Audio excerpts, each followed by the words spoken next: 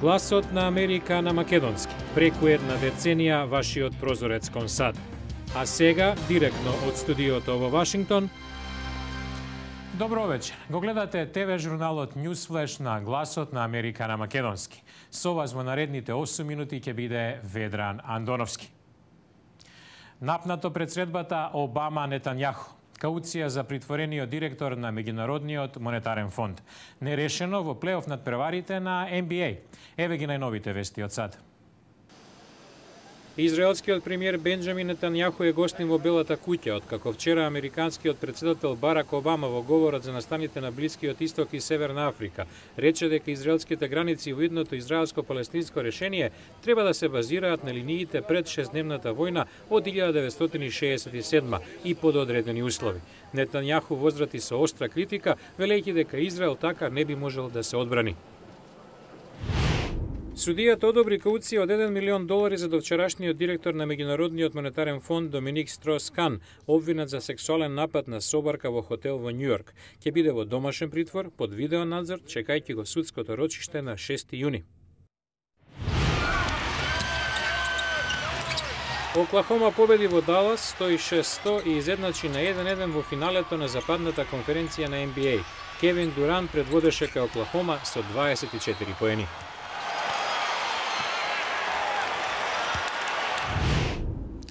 Во продолжение на Newsflash, што мислат првиот македонски дипломат во САД и првиот човек на диаспората за гласањето надвор од татковината на изборите во јуни? Колегата Јане Бојаджиевски го интервјуираше амбасадорот Зоран Јолевски. Јане, што вели тој за медиумските забелешки дека можеби се избрзало со гласањето и дека ќе биде скапо? Ведран амбасадорот Јолевски ги потенцираше позитивните аспекти од процесот. Вели, демократијата не е ефтина, но затоа и селениците ќе може да го искористат правото да им се чуе гласот во татковината. На иста тема разговараше и со председателот на Обединетата македонска диаспора Мето Коловски. Да, председателот од Обединетата македонска диаспора Мето Коловски вели дека ОМД не предлага своји кандидати или пак дава поддршка на други. Сака да им овозможи на сите да се запознаат со избирачите, да слушнат за нивните идеи и за потребите. Јане, ти благодарам. Најпрвин еве извадоци од интервјуто со амбасадорот Јолевски. Амбасадорот Јолевски очекува добра излезност на регистрираните избирачи во Соединетите Американски држави на 4 јуни, еден ден порано од гласањето во Македонија. Дава податоци дека се пријавиле 7258 лица, од кои само во САД и Канада 1830. Ова е еден историски чекор за сите нас, за Македонија, меѓутоа и за диаспората, бидејќи за прв пат диаспората ќе има своји представници во законодавниот дом, односно во Собранието на Република Македонија. Зошто може да гласаат и македонски државјани со истечени патни исправи? Амбасадорот објаснува дека еден од условите за либерализација на визниот режим со Европската унија беше издавањето биометриски пасоши. Издавањето на биометриски патни исправи бара одредени техничко-технолошки услови да се создадат и одредена заштита на личните податоци на нашите граѓани. Медиумите деновиве наведуваат дека за избирање на пратеник од американскиот континент ќе бидат потребни само 30 на гласови, со оглед на малиот број на регистрирани. Јолевски проценува дека ќе бидат потребни повеќе неколку стотини, но според него уште поважно е. Без разлика колку се регистрирани како гласачи, во Соединетите Американски држави и во Канада имаме бројна македонска заедница, кој што според различни проценки може биде и над, само во Соединетите Американски држави над 200.000 луѓе. И овој представник што ќе го изберат гласачите од дека во Соединетите Американски држави и Канада, ќе ги представува сите граѓани на Република Македонија кои што живеат тука и нивните интереси и барања ќе ги представува во Македонија. За можноста на гласање по електронски пат, Јолевски коментира дека тоа би било можно кога ќе се создадат услови за заштита на личните податоци во некој нареден изборен циклус. За критиките дека учеството на диаспората на овие избори е пребрз чекор и скапо ќе ја чини Македонија, Јолевски возвраќа. Видите, во принцип, демократијата не е ефтина.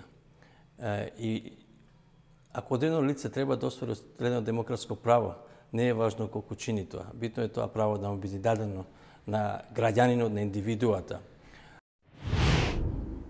Иселеничките организации на земјите од Југоисточна Европа, инспирирани од првиот глобален форум на диаспората, со кој председаваше американската државна секретарка Хилари Клинтон, во фундацијата Heritage, во организација на обединетата македонска диаспора, дебатира како да ја унапредат соработката. Извештај на Јане Бојаджиевски.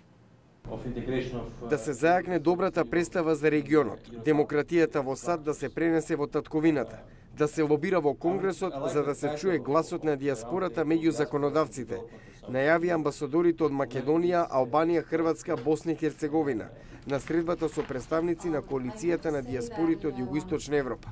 Председателот на ОМД Мето Кововски ја поздрави одлуката за првпат на избори во Македонија да гласа диаспората.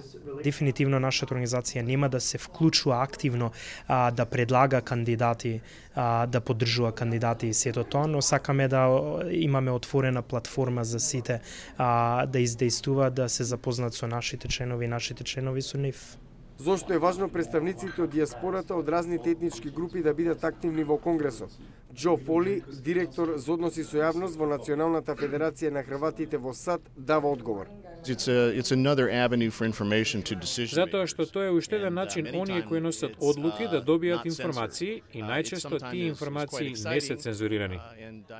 На средбата во Heritage беа разменети мислења за унапредување на соработката меѓу разните представници на диаспората во Вашингтон.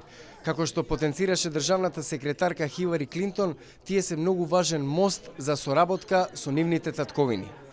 Јане Бојаджиевски, Глас на Америка на македонски, Вашингтон. А во понеделник во Newsflash, Американскиот Црвен крст 130 години во служба на хуманитарните потреби. Се започна со визијата на една жена. За ова во наредната емисија. Во понеделник во Newsflash. Клара Бартон, се што ви треба е срце. Американскиот Црвен крст, од нејзината несебичност до најбројно хуманитарно движење во светот.